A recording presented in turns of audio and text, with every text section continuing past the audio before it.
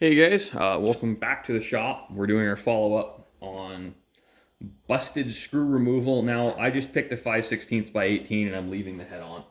The head will not really affect this process in any considerable way, so I'm just going to leave it on, keep it simple. Now, what we're going to do on this is I'm going to spot, pilot, and then go to my original tap drill size. Uh, that will usually get the threads clear enough that we can use a pick to peel out the threads. This also does work better on coarse thread than it does on fine thread bolts. Now, this being said, I'll use this technique on things as small as 6x48. That's a very common gun size. I would say on 6x48, I have like an 80% success rate in not having to go up to an 8x40. On an 8x40, I'm usually about 90 to 95% successful because it's just that much larger and a slightly coarser thread. So any errors in the process are mitigated. So on 5/16 by 18, this is a pretty good system. This will work fairly well. Um,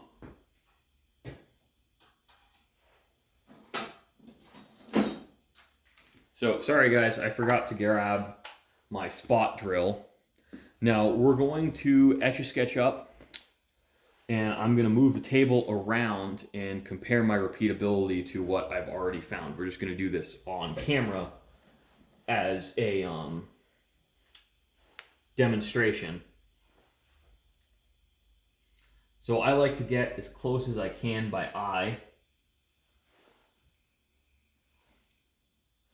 Actually, fairly close.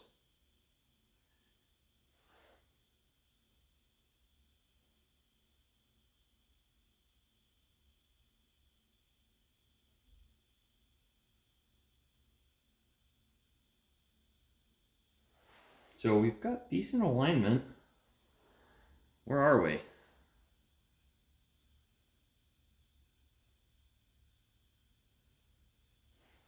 So looking at it, guys, we're within 6 thousandths on the X and 1,000th on the Y. I think that's about accurate enough for a quick check. Now, just because of I know where the hole is, I'm going to dial over and send it. I think there's a little dirt in here. I didn't clean that hole out, so I'm going to trust my original number. But that's just how the technique works: is you just take your fingers on here until there's no gap.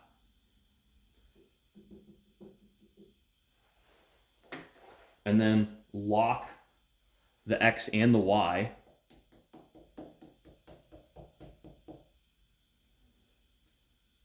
Bring it back to 0.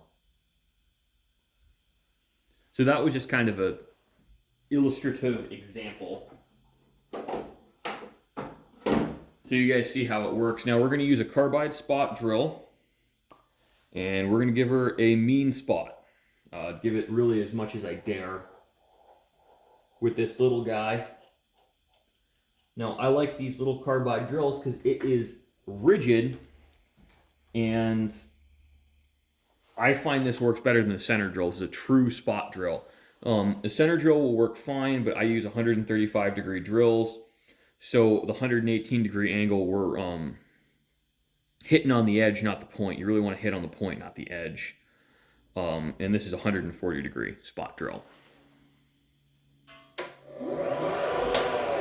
Oh, and I forgot to take it out of low range. So excuse me for that, guys.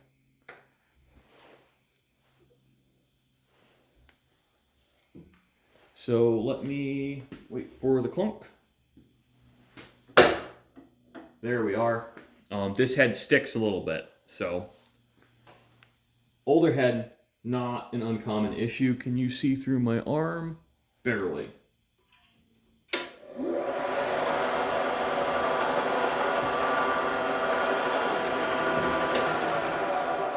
So I think what we're going to do actually is I'm going to move the camera and move me because I need to access the quill arm. Pushing the drill in there. I have to move the camera a couple times. I got to play dance. I'll need the knee.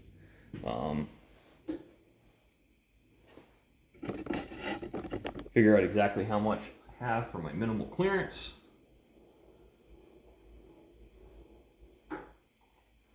So we are using a letter E drill on my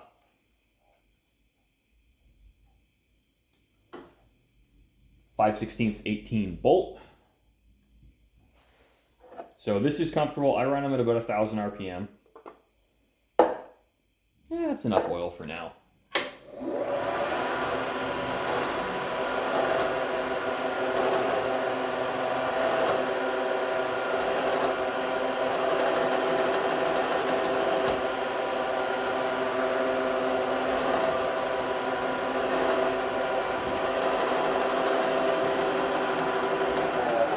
So we kind of knew that was going to happen. And that's a good sign. It means we're on center.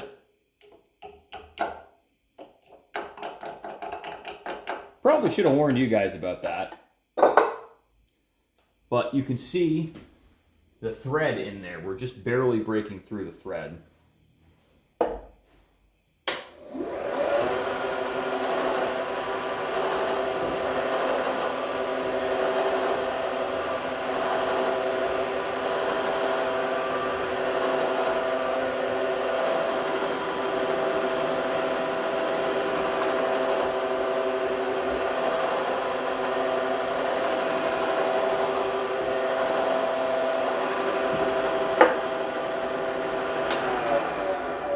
Alright, so this is the part where we grab our pick, and I stick my fat head in your way so you can't see, and we pick thread out of there. So that actually works perfectly. The thread removed itself. So let me grab the camera and we'll get you up close. See how we're completely clear in there? Completely undamaged threads. So this method does work, guys. Sometimes the thread won't peel out. So what I'll do is I'll go to my full-size tap drill and run that in there and thin out any of the remaining web. But I also peck like that, guys, because you don't want the drill to start wandering this way or wandering that way, or even worse, cutting oval like so. That's really your worst case scenario. Now let me grab a 5/16 18 bolt and show you that this threads right in.